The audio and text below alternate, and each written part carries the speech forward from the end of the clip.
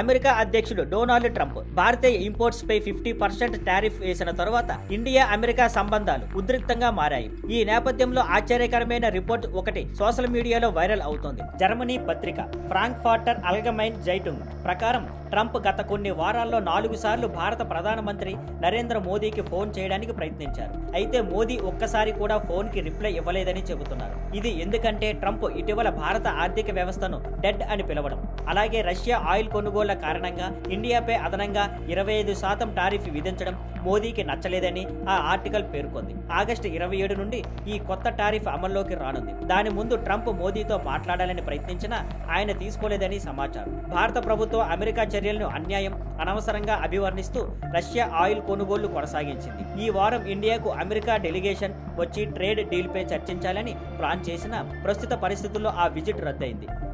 Thank you for watching. Please like, share and subscribe.